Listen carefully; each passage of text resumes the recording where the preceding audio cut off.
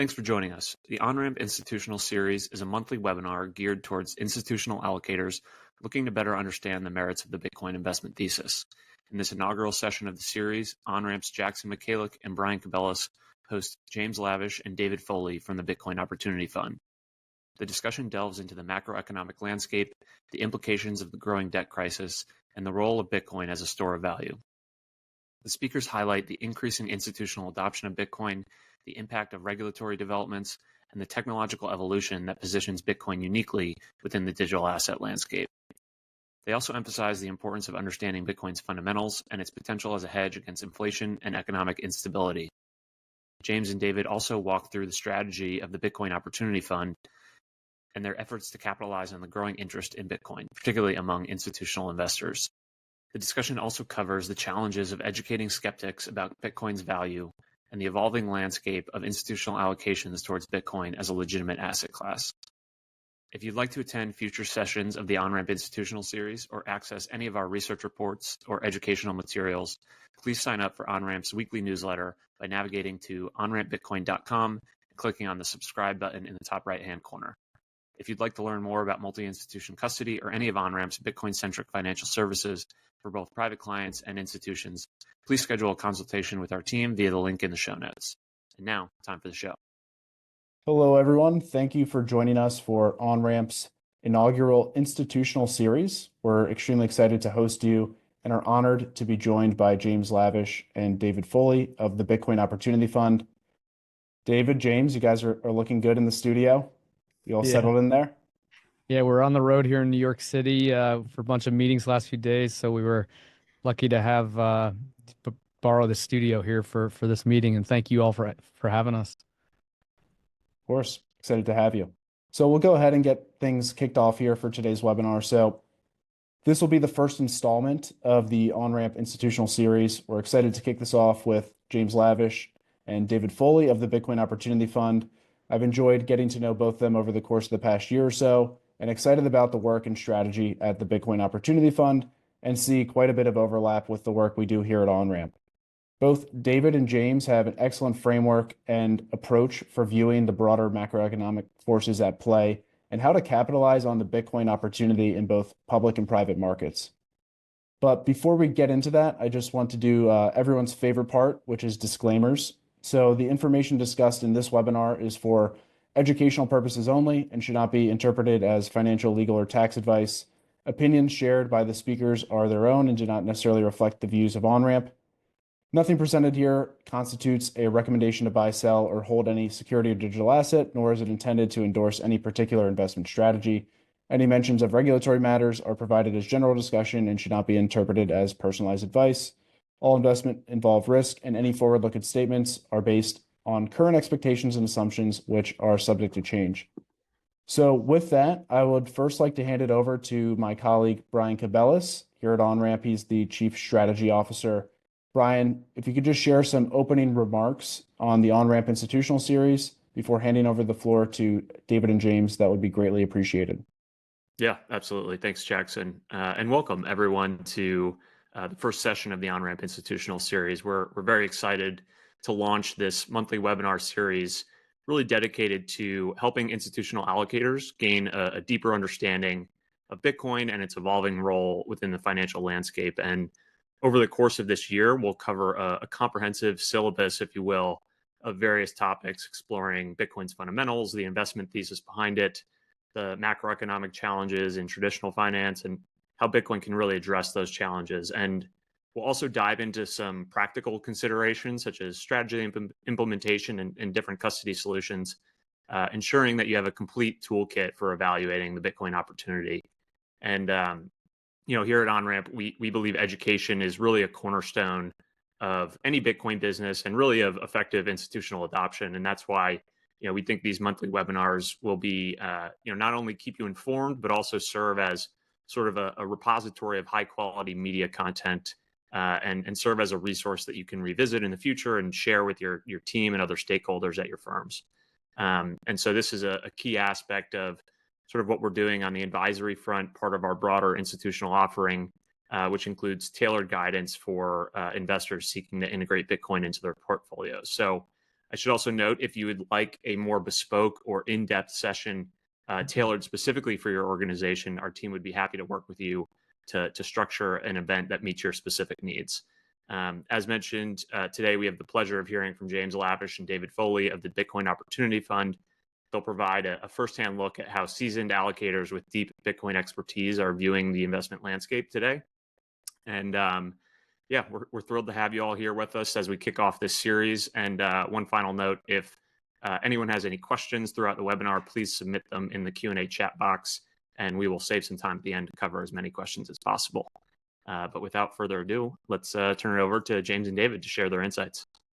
Bitcoin custody is evolving, and as institutional allocators increasingly look to incorporate digital sound money into their portfolios, risk management and operational excellence are paramount. Both self-custody and single third-party custody expose institutions to significant vulnerabilities. That's why Onramp is pioneering a new standard, multi-institution custody, which eliminates single points of failure, adding fault tolerance and redundancy to Bitcoin custody. With Onramp, Bitcoin is secured in a segregated cold storage multi-sig vault, guarded by 3 independent institutional-grade custodians, none of which have unilateral control. Funds are fully auditable on-chain, cannot be rehypothecated, and can only move or be withdrawn at the explicit direction of the end client. Multi-institution custody removes the operational and technical burdens of private key management, providing an institutional-grade custody solution that meets the stringent demands of family offices, RIAs, endowments, and pension funds. We recently launched Onramp Institutional, a dedicated segment of the business designed to provide secure, innovative Bitcoin custody and advisory solutions for institutions worldwide, providing allocators with robust security without compromising on accessibility, and allowing them to tap into a comprehensive suite of financial services from trading to lending and more, all built to institutional standards. Discover how Onramp Institutional can elevate your firm's Bitcoin strategy. Schedule a consultation with our team to learn more at onrampbitcoin.com. Thank you. Thank you, both Jackson and Brian, for having us, and we're happy to be here. For those of you who don't know us, I'm James Lavish, and I've been an institutional investor in traditional institutional investment landscape for over 30 years now. Pains me to say that, but I've been in. It started out on the floor of the New York Stock Exchange, traded anything from ADR arbitrage to convertible bond arbitrage to distressed debt, and I've done deep value, micro cap and small cap investing, private equity, some venture capital, personally done a lot of different types of investments as well.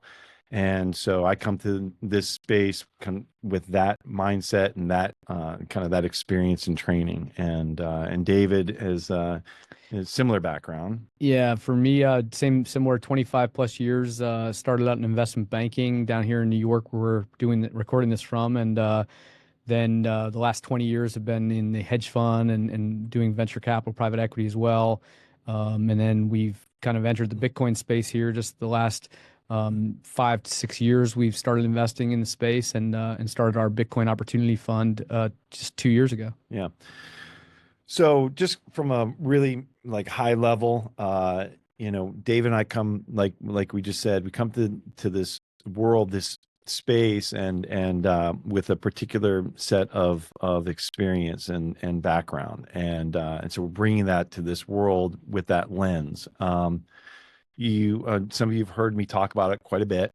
So if you just look at the macro landscape and how we approach Bitcoin, why we think it's so important, we're seeing the ramifications of an endless stream of borrowing in this world, and starting at the sovereign level. We've seen it gravitate all the way up. The debt has been pushed from the individuals to the banks, and then up to the central banks and the government. And so we have a problem, and that problem is debt, and that debt growing so large is requiring the debasement of the U.S. dollar.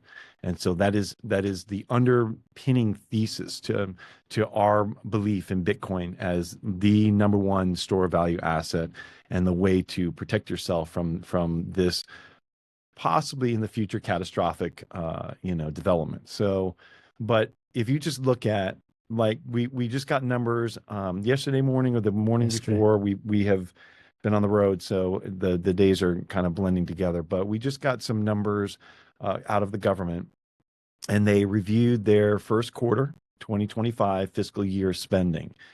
And at this first quarter today, because remember that the United States starts, it's an October fiscal. So they just started, and they've spent so much money this first quarter that they've run a $711 billion deficit.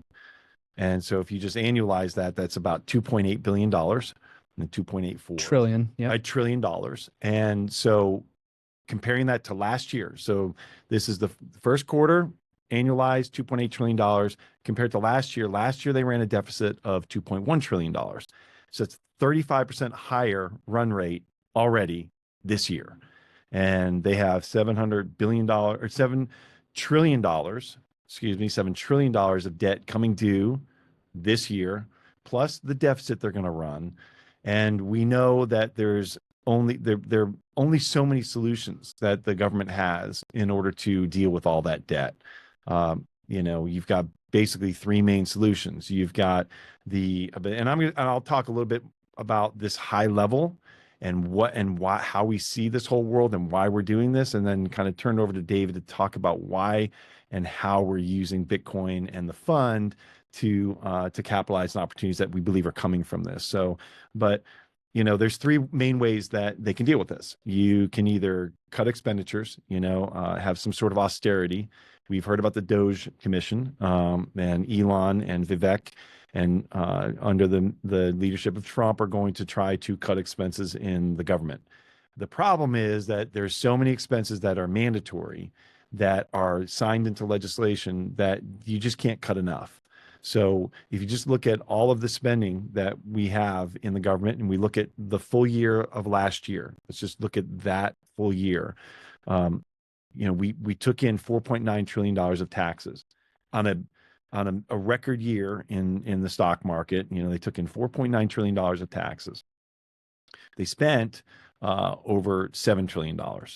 So already you can see we've got a $2.1 trillion deficit. So where can you cut to balance that out and get into a surplus? Well, you've got the first line item includes all the entitlements, these are all things that are signed into legislation. They're mandatory expenses. And they all add up. Social Security, Medicare, Medicaid, they add up to $4.1 trillion. So already now you only have $800 billion left to spend before you go into deficit. Well, defense spending is $800 billion that we know of. It's likely closer to $1 trillion, but $800 billion of defense spending, and that's not mandatory, but we know they're not going to cut that, at least not significantly. And those are long-term contracts they're committed to, so they're likely going to be paid out. And so now you're at net zero, and now you haven't even paid off any of the interest on your debt that is coming due. So, and that has added up to over $1 trillion of interest.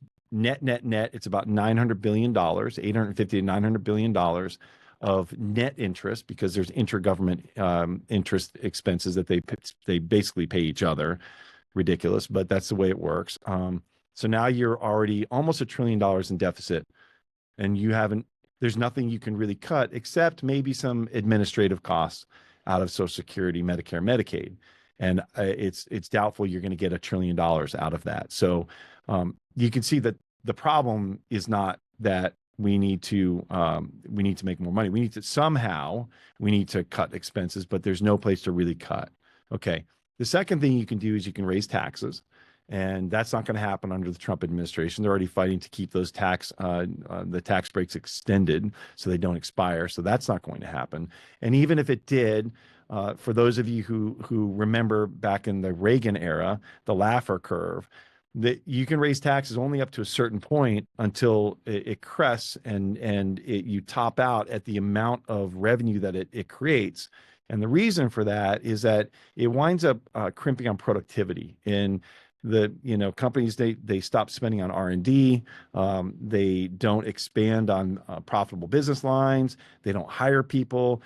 So your profitability goes down, your tax receipts start going down. So at some point, it doesn't even work, even if you were going to raise taxes. So that's the second. The third thing you can do, which is the obvious thing, which we keep doing, that everybody knows about, and this is why we have over $36 trillion of debt now, is you just issue more debt and you borrow more money. And that's what we've been doing. The problem with that is that we have so much debt that we have to borrow more, because you just heard all the expenses. We have to borrow more this year just to pay the maturing debt, just to make sure you pay off that maturing debt and the interest on that debt.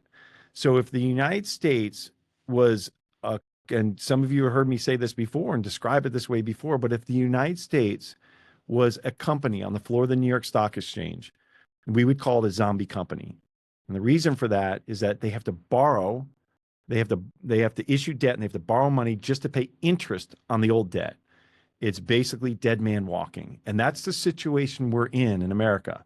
And so all of that gets to the whole point, which is the only way that they can deal with this debt is to allow for high perpetual structural inflation. And that will cause GDP to go up nominally.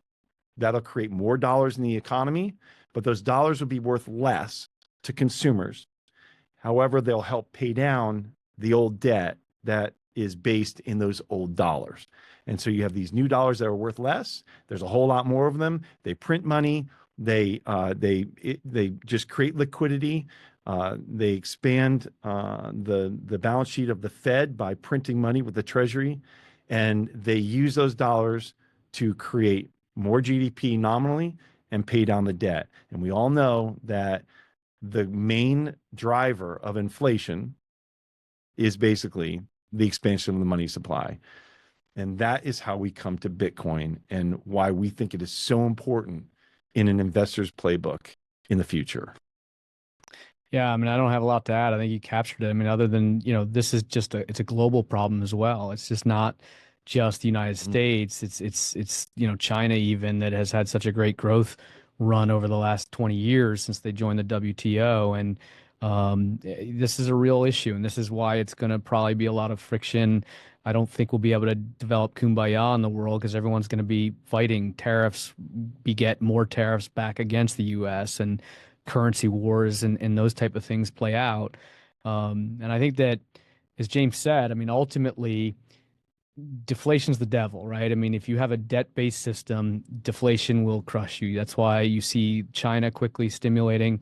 I think that's why the U.S. has always had to go bail out, whether it was '08, bailing out the banks, whether it was quickly, going to zero, low rate levels by Greenspan after 2001's recession and 9/11. I think, as Jeff Booth points out, in a debt-based system, and you have this technology that is deflationary and this price at tomorrow book, you cannot have that. You have to offset that by money printing, and the money supply has grown at 7%, almost 6.8% a year for the last 54 years since we went off the gold standard, 71 in the U.S., and it really jacked out in 2020 at over 20% per year. We think, again, those things are coming, whether there's a crisis or not, but certainly in any crisis, you will see those repeats of the 2020 print. In the next one like that, whether it's a repeat of '08, we think that those money printers will go so berserk, and that everyone in the world is more aware now that it will no longer be the flight to safety into U.S. treasuries. It will be into neutral reserve currency, which are really gold, silver, Bitcoin. Gold and silver in the '70s were big beneficiaries. Our view is that Bitcoin is going to be the soundest form of money, digital gold, digital monetary property. That's what will be the off-ramp. That will be the flight to safety. It's a non-counterparty money. It's a non-debt money. I'd encourage people to read Ray Dalio's LinkedIn post that he's had this week on that, as he lays out in this world, it's gold and Bitcoin that are likely going to be those off-ramps that people, or those safe harbors rather, that people run to in that event. I'll pause there, but that's at a high level. That's a good level. And so now we talk about Bitcoin. We've got a new administration that's coming in, and we've got a lot of tailwinds that are pushing Bitcoin, and they started almost 2 years ago when you had FASB they adjusted the accounting rule. So this is kind of the first thing that kicked everything off was, and there's a bunch of tailwinds. So let's just kind of walk through them. But the first one was FASB. They adjusted this accounting rule.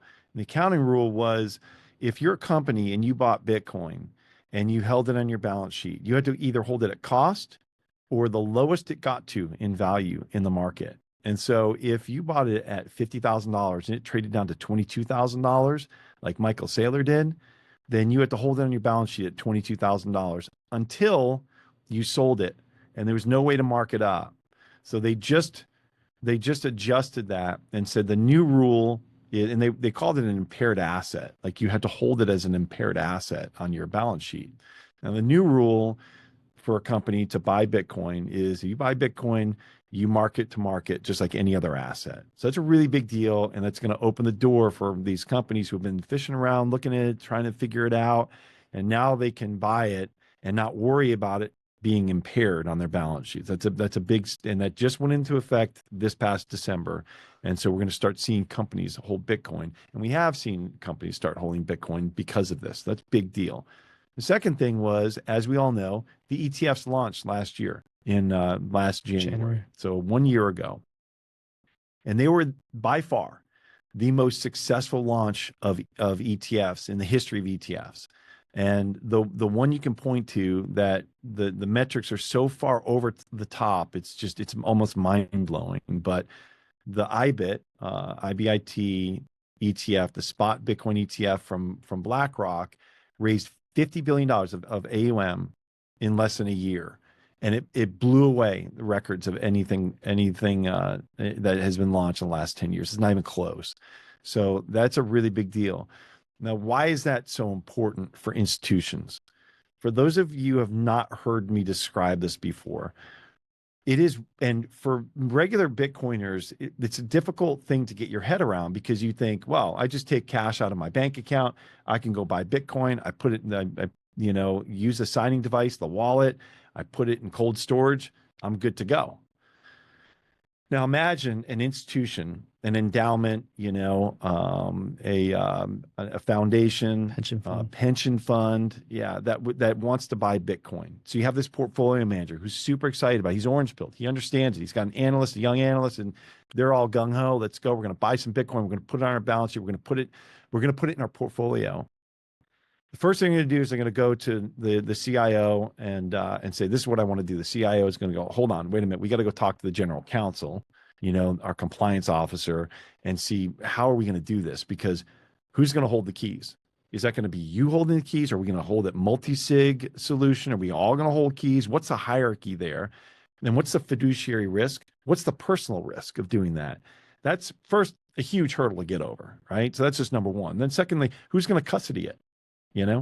Who's going to actually custody that Bitcoin? We're not going to just put it in cold storage. And how is that key, multi-sig solution going to work? Are we going to have a third-party custodian as well? Because our prime broker doesn't do that.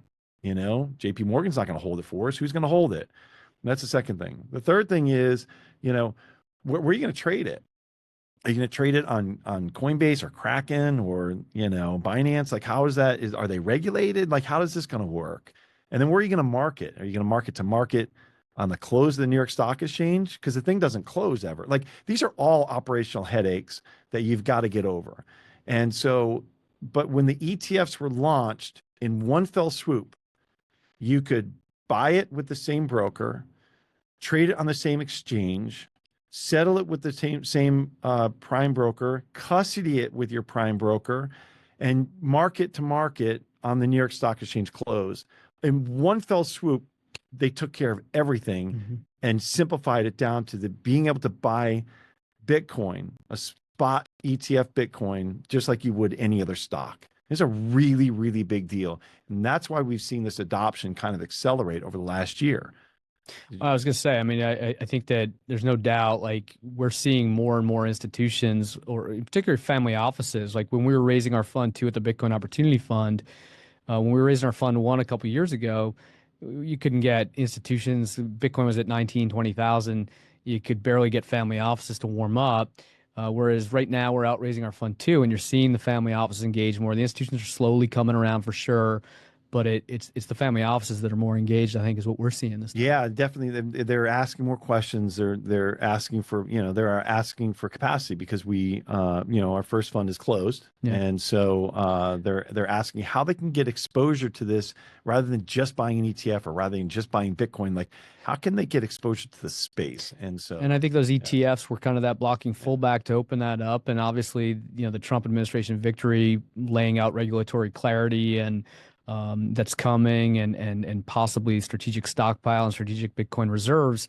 Those things are kind of waking people's eyes up that this is a real asset class, and and we've seen that and we've believed it, and we think it's starting to become more widely understood. Yeah, those are huge tailwinds. The Trump administration winning, not just because of their favorable stance on it, but we're getting pro crypto, pro Bitcoin SEC chair, CFTC chair. Like, we're getting some regulatory clarity this year is my thinking, and that's going to be another tailwind. Not just the pro Bitcoin tweets that we get from Trump and Eric, and this is real.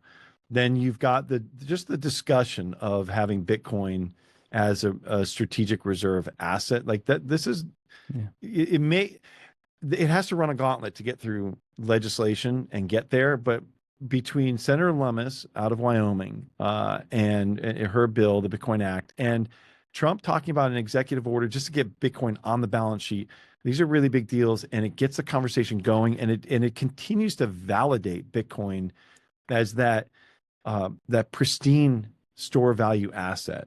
That's another thing. And then also the repeal, which we believe is going to happen, of SAB 121, which will allow banks to hold Bitcoin on their balance sheets instead of having to hold it as a liability, which will open up a whole new set of avenues for commercial use and for the banks to offer products to their customers for customer use that aren't available right now. So that's a really big deal. Also, you'll start seeing in the next few years, Chase and Citibank and Wells Fargo and Bank of America, they'll have the ability for you to take your Bitcoin and either buy it through your bank, custody at your bank. They'll come up with lending products against it, possibly insurance products against it. Like, these are really, this is a big development, and we think that's going to happen this year. So these are all tailwinds that are happening in the Bitcoin space that we believe severely undervalues Bitcoin here in the market. Yeah. So people are talking about the macro landscape and worries about the macro landscape. We have so many tailwinds for Bitcoin that we think they far outweigh the any macro headwinds that we may be seeing. Yeah, and just one other quick thought that comes to my mind is, if anyone's out there that's kind of thinking about this space, I feel like all of us that are in the Bitcoin space, we, for me, it was probably back in 2015, 16, where you're like, I don't get it. I understand gold. I don't understand Bitcoin. I think a few things, key geopolitical events in the last few years have impacted it. That one, when the U.S.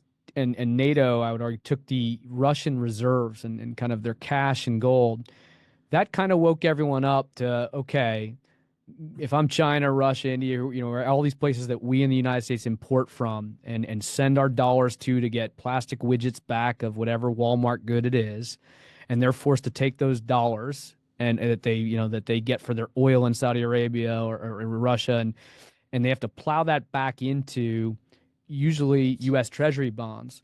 I think they've woken up over the last few years to, hey, this is a real problem, this debt cul-de-sac that James laid out, of this debt doom loop that the U.S. and every government's in. And I think Zoltan Pozar, really good strategist out there, has written a lot about this, that things like gold and again, in our words, Bitcoin is now being more understood as that digital gold. These are those safe harbors, again, that people are running to. You've seen a natural bid in gold since that time. You've seen it in Bitcoin as well. And I think that's just going to continue. So for anyone that thinks like, wow, this is temporary, maybe the Trump administration will fix it.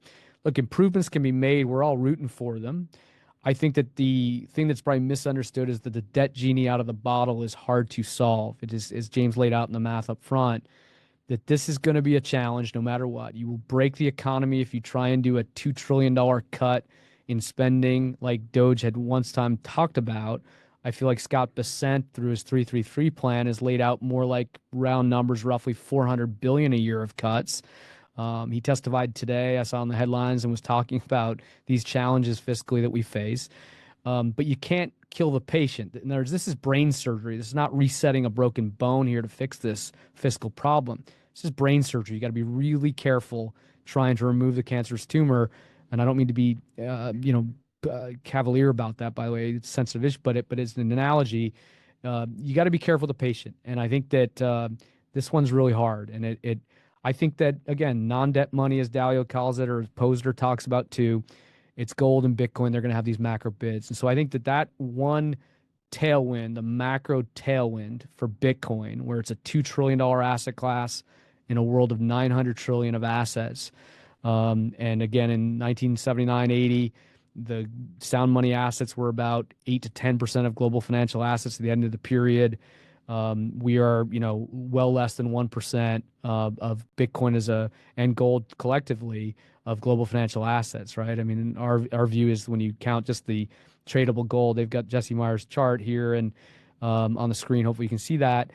Our view is that tradable gold actually might even be lower. It's more like, if you take away the antiquities and things on women's necks and what's in the Vatican, assume that's not for sale, it's less than $10 trillion of gold value. So collectively, you're just around 1 or just below 1% of global financial assets. If we get some period like the 70s or something worse, we think this can be back to 8 to 10% over the next 5-7 years.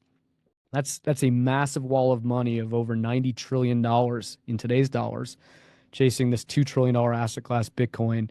That's why on a macro, we're very bullish. The second thing is technology side, blockchain growth.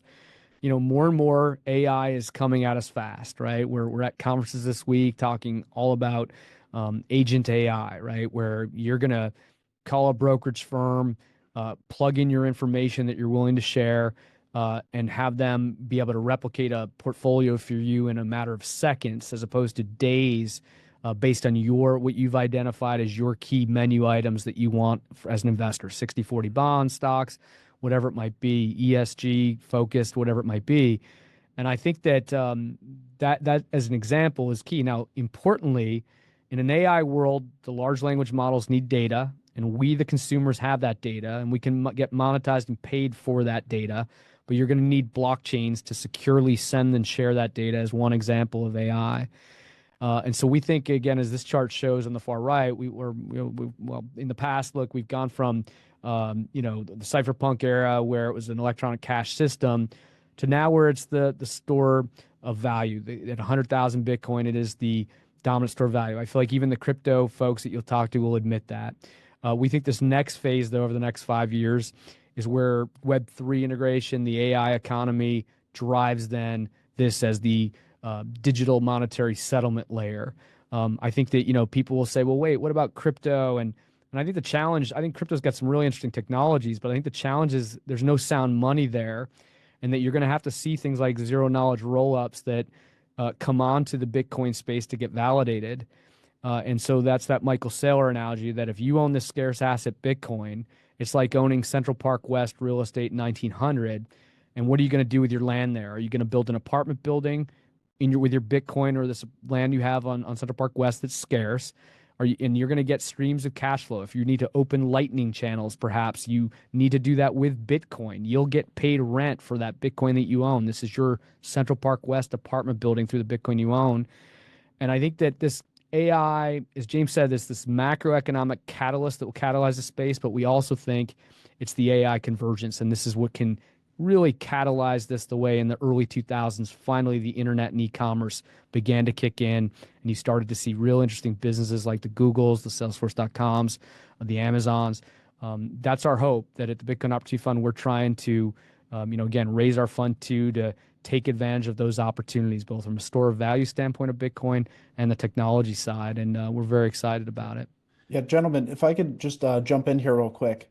I really appreciate all of what you've laid out so far. You've made a really compelling case. in the context of the macroeconomic and fiscal situation. You've made a strong case for several of the drivers of 2025 as it relates to Bitcoin's adoption and price appreciation for the year. And I'm excited to talk about the Bitcoin Opportunity Fund. And before we do so, I think for people, because I don't want to assume that everyone listening has the same level of understanding of the Bitcoin fundamentals and its merits as an investable asset that we do. So if maybe we could just take a step back, because I'm sure a lot of folks listening, this may be redundant to them, but we also want to recognize that for family offices, pension funds, endowments, foundations that are just starting to come up the curve and maybe have questions about what makes Bitcoin unique within this digital asset landscape. Why is this a neutral or apolitical asset that benefits from the fiscal situation, not only in the US, but globally? Could we speak to a little bit more about how you think about Bitcoin within a broader portfolio context?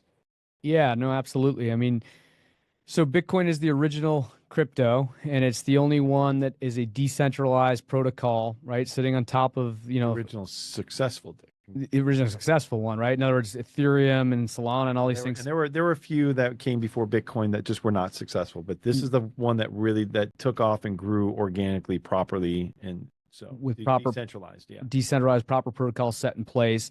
And it sits on top of the internet layers. It's the internet money. And what's important is it would take 51% of the 19,000 plus global nodes to change the protocol.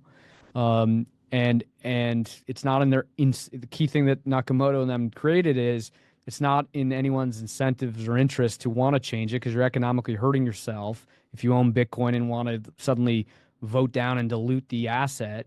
And so between nodes and miners that secure the network and codify and manage the block process, this has become a network. And probably in the early years, there were challenges. In 2010, for instance, there was once a huge Bitcoin bug print where I think it was like 180 billion Bitcoin was printed, and it took Nakamoto about 5 hours to patch it. There were risk of the government. There was risk of all the Silk Road stuff. But ultimately, the network effects have carried through, and here we are 15 plus years later, and this network effect now has grown, and it's been battle tested. There's been soft forks. There's been ICO wars. Yeah, the network has operated and settled transactions continuously without a hiccup since 2011 is the last minor hiccup. And so it is operated continuously without a hiccup since then. It's easily the strongest cryptocurrency network out there. It's not even close. And so just to get an idea of how much energy is securing this network, there's 175 terawatt hours of power that every year that is securing the network, which is the equivalent of 20 nuclear reactors running at full tilt all year. So it is literally nation state level resistant to tampering or manipulation. And so that's why it is an absolute trustless network that you do not have to worry about your counterparty. It's not like back in, Dave and I traded back in 2008 and the housing crisis, and, Lehman Brothers. We were concerned. I mean, I was working at a big hedge fund, and we were concerned that our ISDAs were not going to hold up. Our counterparty was not going to hold up the bargain, their deal, that our agreement, which was just a piece of paper, is what that ISDA agreement is just a piece of paper. It's a derivative and a legal agreement to pay the other side. Well, we had to trust that the counterparty was going to be there if the trade went against them. Well, in this situation, you don't have to trust the counterparty. There's no counterparty risk. It's riskless because it's settled on this immutable blockchain that cannot be changed. And so that's what's so important about Bitcoin as a standalone store of value asset. And that's what sets it apart from all of the other cryptocurrencies, which are nowhere near as decentralized as Bitcoin. This is the only truly decentralized asset out there that's secured by all of that energy. Now, there's some of the crypto rails can be faster than the Bitcoin rails, although the Lightning Layer 2 network is trying to grow to solve that, and it is growing. We can get into that. The only other thing I'd add is that, but Bitcoin is more secure than any of them and decentralized more than any of them. And I think that the other thing is scarcity, obviously, right? The fact that there's only going to be 21 million coins, the fact that the halving cycle happens every 4 years, meaning the U.S. money supply, as we said, grows at 6.8% on average over the last 50 plus years. And gold roughly supply grows around 1.8% to 2% per year, which is that's why gold's had value for 5,000 years. It's a scarce asset. Well, in a world where they're printing that much U.S. dollar money and globally money supply growing fast, Bitcoin now at less than 1% a year growth, and going down every 4 years, it will be less than 0.5% year growth in the next halving cycle in 2028. It is the scarcest asset. We could even get into more scarcity. The fact that most of Bitcoin, 63% of all Bitcoin was hodled last year, meaning it was held longer than 6 months. People who are in Bitcoin in this space, some people joke it's a cult. It's more just that people understand the store of value, the nature of what we're talking about here right now. And so very few of it is on exchange. There might only be as little as of the 19.8 million or so Bitcoin that have been mined to date out of the 21 total. Approximately, you'll hear estimates 3 to 4 million of those, maybe more, Bitcoin have been lost back when no one paid attention to this asset class in 2020, 2011. It was maybe trading for, $50. No one cared. So many of it has been lost. On exchange Bitcoin is really probably call it 3 million, 4 million coins. Obviously, at higher prices, hodlers begin to sell. You're seeing that recently in the last few weeks, a little bit of trimming. But in general, it is a scarce asset for the cap, the halving cycle, and just what's on exchange because most people are dug in here. And so I think that that's what sets up for, whenever this big print happens, in the next crisis, as Larry Lepard's book talks about the big print, we think that this is a massive opportunity from the macro side. And this is, as James said, the most secure decentralized network out there. I think other cryptos, again, like for instance, in Ethereum's case, the top 5 guys own 63% of the money supply at Ethereum. It's not sound. And again, I think that that's an important caveat that while certain cryptos, and anyone out there's a big crypto person out there, I'm not trying to denigrate it, but I think it's got those challenges from just a store of value, sound money principle. And I think these are the things that are most important to Bitcoin. And in our view, at the end of the day, the sound money is where the people run when the stuff's hitting the fan, and that's what continues to grow this network and will continue to. And those network effects are going to be massive and continue to be massive. So I don't know if that answers your question, Jackson, but that's kind of how we think about it. Yeah, that's fantastic context, and appreciate you guys walking through that. I want to get to sort of some more information on the fund and the things you guys are seeing in the market today. But maybe before that, I just wanted to pull back to that global asset landscape that we had up on the screen earlier. Question for both of you. I'm curious where you think from which buckets is capital most likely to flow towards Bitcoin in the coming 5 to 10 years. Yeah. I think some people would say, they like to play that narrative of, Bitcoin is demonetizing gold. But if you go back to and I'm glad you brought up Zoltan Pozsar, he was very formative in sort of getting loud about a lot of these concepts 4 or 5 years ago. But there's an argument that gold's probably going to go up in this environment too. So maybe the capital isn't coming from gold. In your view, which of these buckets is most likely to seed capital towards Bitcoin? Yeah, I mean, when you talk about the problem that the sovereigns are facing with just the sheer amount of debt that they have and the need to debase those currencies in order to pay down that debt or just keep up with this charade of issuing more and more debt, borrowing more money. The problem is that bondholders are starting to wake up to the fact that they're getting a negative real rate of return. When you're seeing it right now, you're seeing that the Fed has lowered rates from 5.5. The Fed funds rate has been lowered from 5.5 to 4.5. And at that same time that they were lowering the rates from 5.5 to 4.5, and that's the underpinning of the whole yield curve is where the Fed funds rate is. Well, at the same time they were lowering rates by a full percent, the 10-year Treasury, the benchmark Treasury of the entire world, the 10-year U.S. Treasury, the yield rose by over a full percent. So it went from like 3.6 to 4.7% in the same period. And why is that? Well, there's some concern over inflation in the future because, now that the Fed is lowering rates, that means that there's going to be more inflation. There's going to be more consumer inflation. I need to be protected by that. That's part of it. The other part of it is just bond investors are realizing that there's a massive amount of debt that is going to be dumped on investors. We just talked about how the deficit is running at 2.8 trillion, 35% more than last year already this year.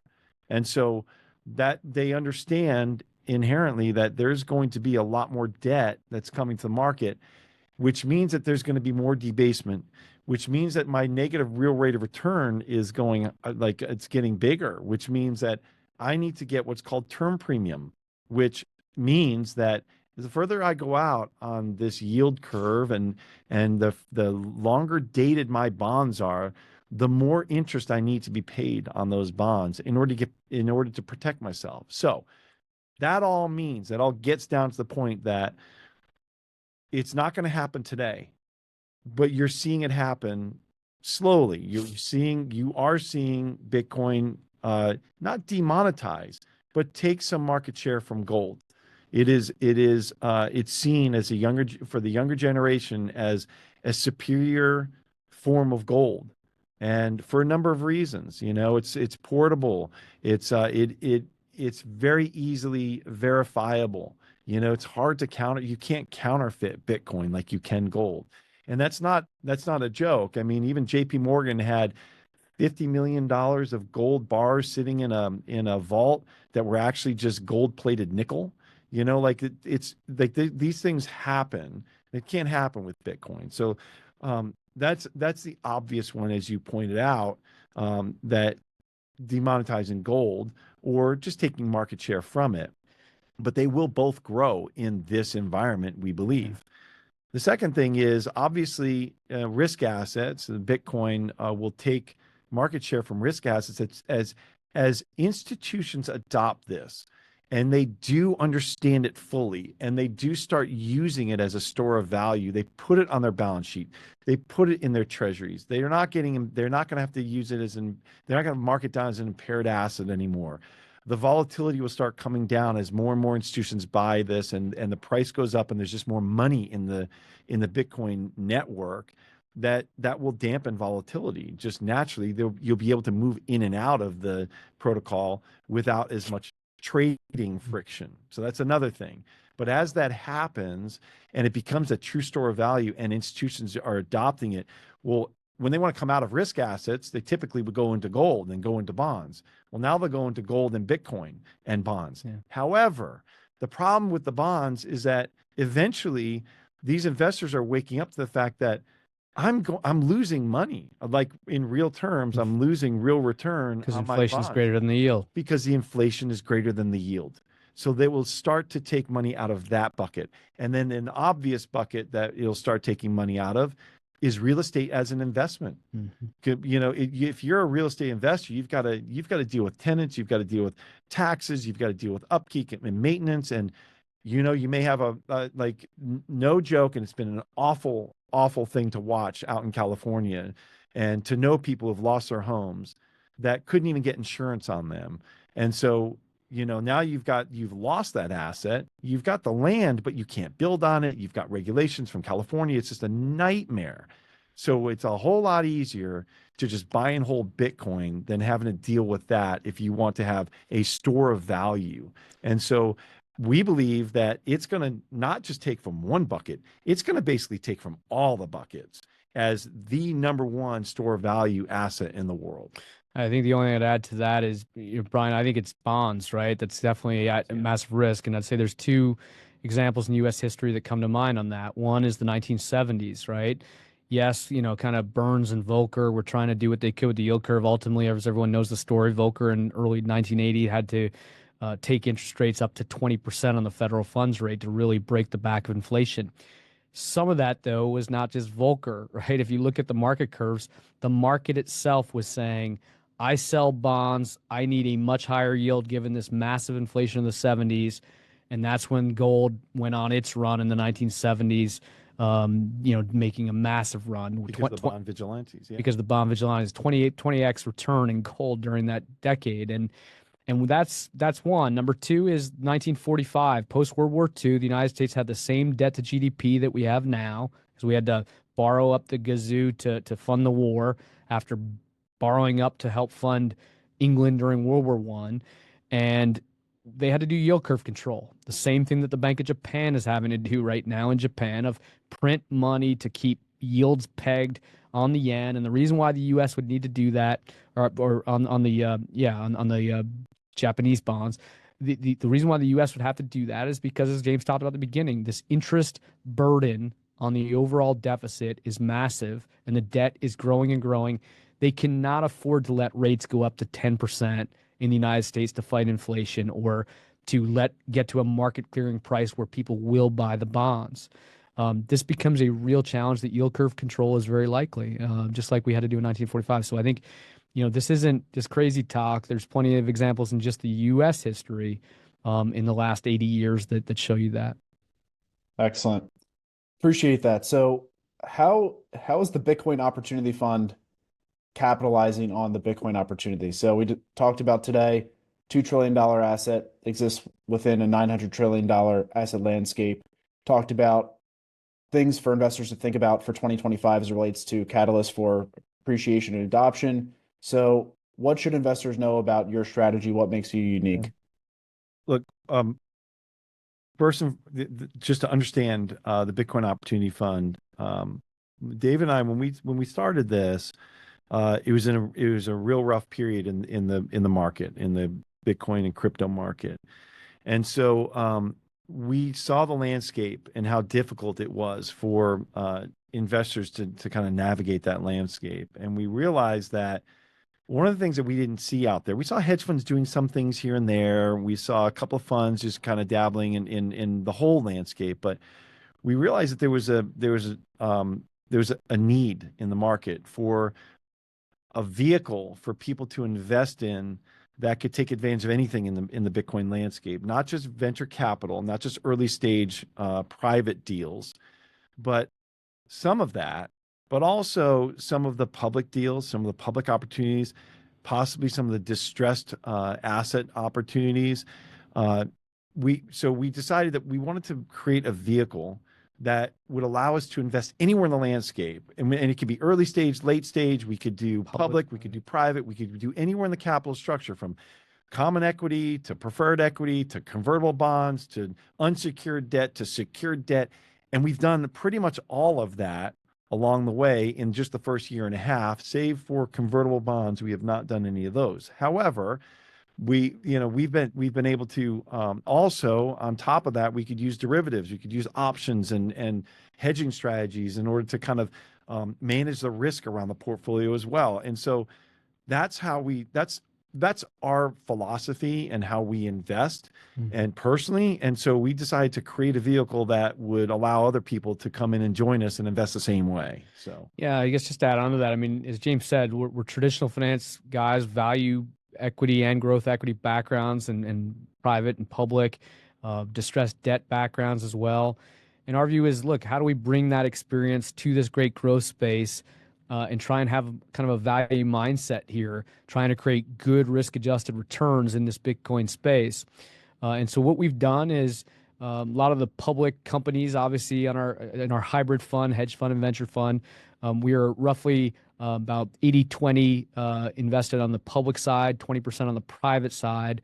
As the portfolio matures and we look for private deals. And we'd expect over time that will do, but our view is that will grow rather the privates. But what we're doing is trying to find opportunity that's asymmetric in the short run. And what we do is we live on a Bitcoin standard, and we are benefiting our LPs that say, geez, well, why wouldn't I just hold Bitcoin itself? Well, we can hold that for you. And then as we find interesting opportunities, we can deploy to those. So if, MicroStrategy, has been cheap over the last year and a half. And so we built positions there. There have been other public companies that have adopted a Bitcoin treasury strategy, play that. The Bitcoin mining space, we've tried to focus in on the ones that have optionality to being just future data center and power owners of power that's going to be so in demand from the AI trends that are coming, where these companies are trading at 13 times cash flow, and ultimately will probably become data center REITs that trade at over 20 times cash flow. And so those type of opportunities that we feel like we can unlock in the public side, we go after.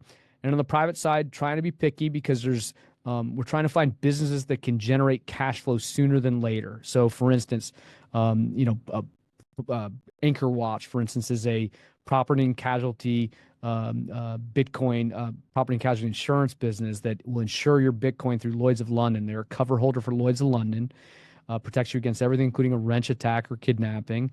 And that our view is, geez, that sounds like a Warren Buffett, Geico insurance model. If they can get the flywheel growing and get adoption of customers, you're going to have massive profits there. I think Lloyd's of London saw that the loss rates are likely low in the Bitcoin space, given the public nature and the transparent nature of the ledger and the security of it. You saw, for instance, in the Colonial Pipeline hacking a few years ago, the vast majority of that Bitcoin was recovered because of the nature of the public ledger of Bitcoin. And so I think a lot of criminals realize that Bitcoin is actually a terrible asset to try and hijack, that they're bound to lose it in that case. So I think that that type of stuff where we can find private businesses that can generate cash flow quickly.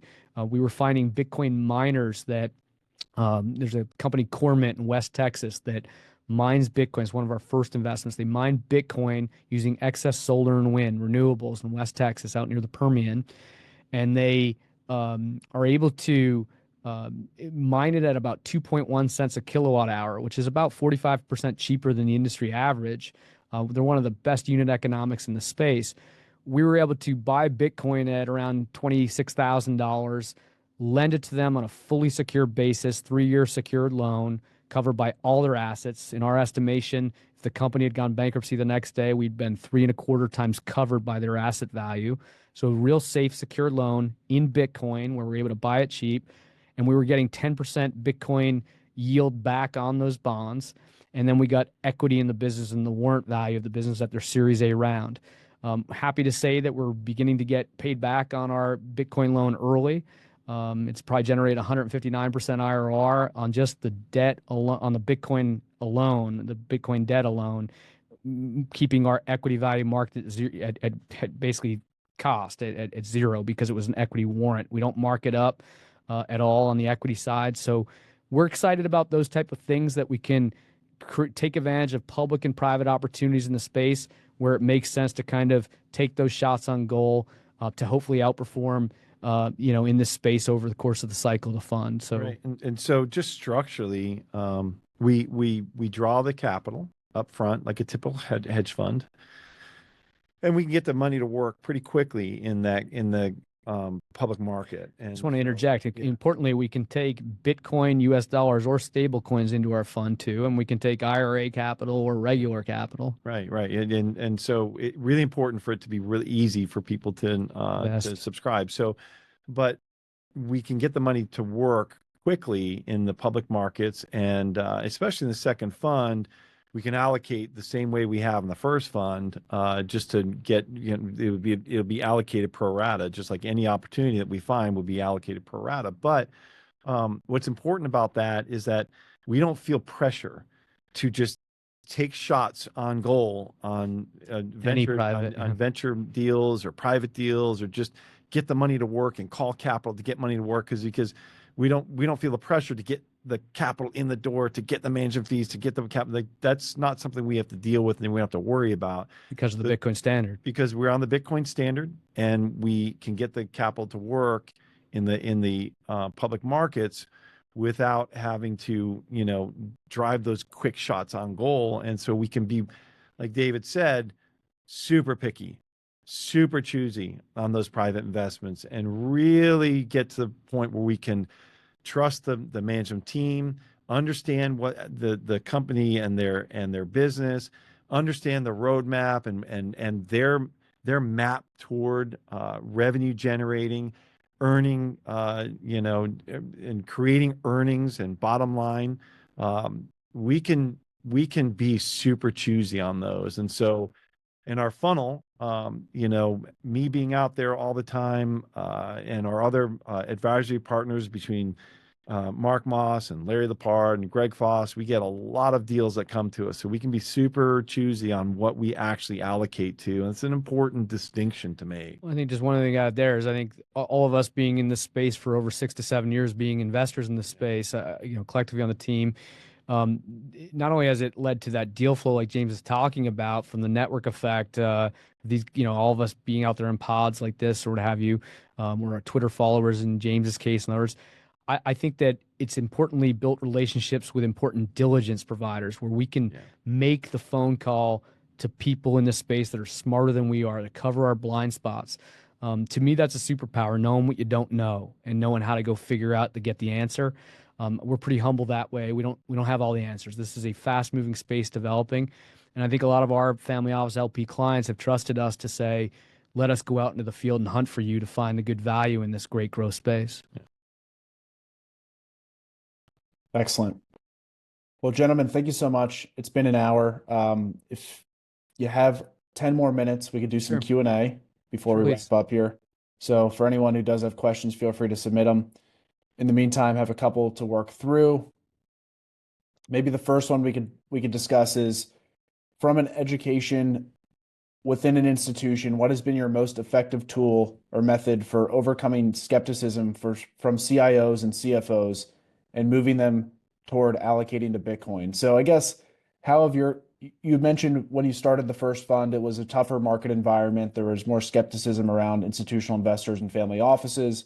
How have you seen that change? And what do you think that you've done in those conversations to help affect that change? I'm sure some of it is due just to the more regulatory clarity, more support within Wall Street and within the U.S. government. But what do you think, you guys have done at the Bitcoin Opportunity Fund to help demonstrate the credibility and the institutional nature of Bitcoin as an asset class? Yeah. I mean, getting people to understand why the money is broken is paramount. When I talk to people and try to explain to them why I am so confident and I believe in Bitcoin, I don't really even talk about Bitcoin. I don't talk about the immutability of it. I don't talk about the scarcity. I first talk about the money. And the first thing you ask people is, and it's a pretty simple question, is what should the inflation rate be and why? And nobody has a good answer, not even Powell. He was on 60 Minutes last year and he was asked this exact question. Why 2%? What's the magic number of 2%? Why do you have, and he gave a word salad answer that had to do with the R star and neutral rate. And it just made no sense. And, but the answer is there is no reason. I mean, it was adopted by the Bank of New Zealand back in the 80s, and it just became the standard for the rest of the world. And that answer is, why 2%? It's because they can get away with it. And so once people understand, they can get their head around, wait a minute, why is there inflation? And you start talking through the reality of the deflationary forces of technological advances, being able to have tens of millions of songs available to me on my phone for $9.99 or $13.99, whatever it is now with Spotify, rather than just one album of songs for $13.99 when I was a kid.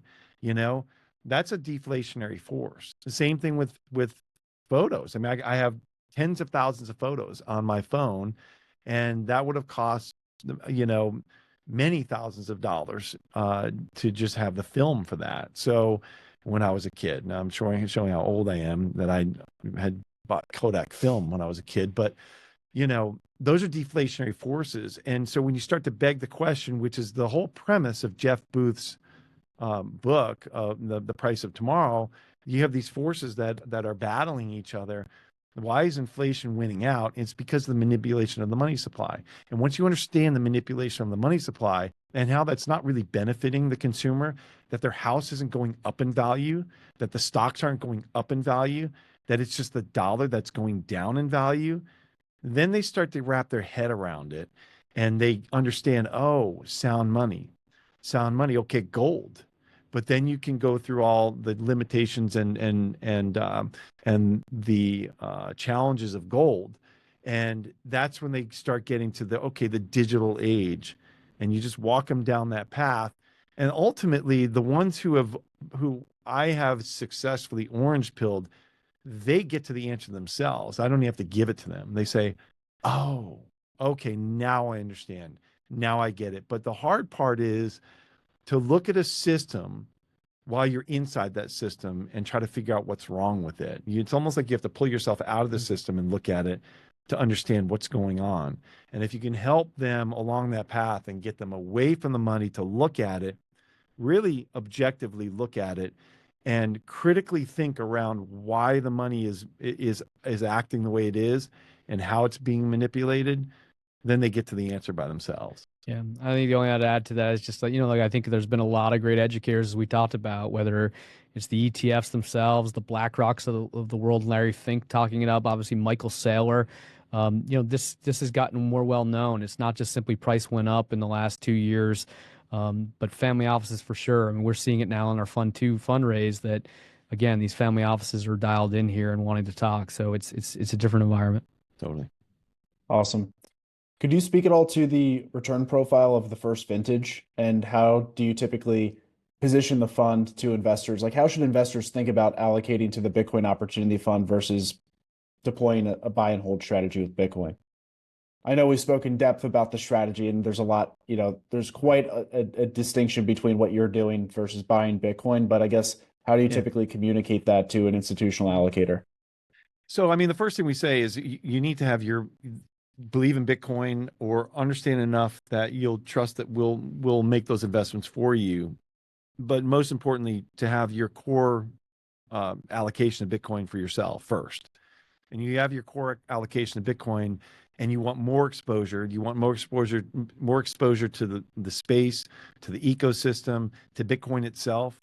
That's where we can come in and help. And our objective is, we don't explicitly say, oh, we're going to go out and beat Bitcoin. That's not the objective. The objective is to deliver strong risk-adjusted returns for investors, to make money for them in this space and have exposure to the space, which we believe can be extremely beneficial to anybody's portfolio. Yeah, I think just to answer your question too, and build on what James is saying, since our inception, we're up about 65% net of all expenses. That's an estimate through 12/31, not been audited yet. It's in the process of being audited. That's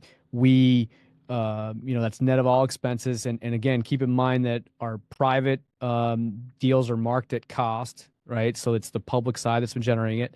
Also, what generates it too is we portfolio hedge, right? From time to time, we've hedged with put spreads, for instance, on market indices that correlate with Bitcoin or Bitcoin itself. We're able to do certain call option strategies where we're able to write calls up at prices where we would maybe trim some of our positions in some of the public names to generate yield and income for the portfolio on that. So that's something that we've been able to do. And our view then is that these privates over time, if we do our jobs well and get have some good success with some of those privates, then over the life of the fund, you're going to start to see those paying returns into the pool, if you will, in the next 3-4 years time frame. So we're excited about it, and we think this space is just going to keep growing. Appreciate it. You have time for one more? Or... Please, yeah, we got time. Sure. So how quickly do you think the perceived career risk has changed with institutional allocators? Has changed or is going to change? Has changed so far. And I'd be curious to hear what your thoughts would be for this year as well. I mean, it's slowly changing. It has not changed fully yet. At the institutional level. Yeah, at the institutional level. It's slowly changing. The career risk has been up to this point. It has been, if you own Bitcoin, you're way out there on the risk curve. But with all the tailwinds that I just described, and especially with the ETFs, I mean, it's all been taken away. There's so much of that's been taken away. So now you're kind of on that edge of, if you don't own it, then my portfolio is very likely going to underperform in the future to anybody who does own it. And so now it's getting to be career risk as an allocator. You have to look at this and say, oh, okay, wait a minute. If I have a traditional 60-40 portfolio, getting tired at the end of the day here. If I have a traditional portfolio like that, then if I allocate 1%, 5%, 10% Bitcoin to that portfolio and, reallocate from both those buckets, I suddenly realized looking back 10 years that not only are my returns greatly augmented, but also my drawdown isn't that big. It doesn't create a much larger drawdown in those market shock periods, number one. Number two, because of those returns and with that limited drawdown that's created from adding Bitcoin to your portfolio, it actually raises your Sharpe ratio, your risk-adjusted return, by adding Bitcoin to your portfolio. And that's what's blowing people's minds, that they add Bitcoin to the portfolio and my risk-adjusted return goes up.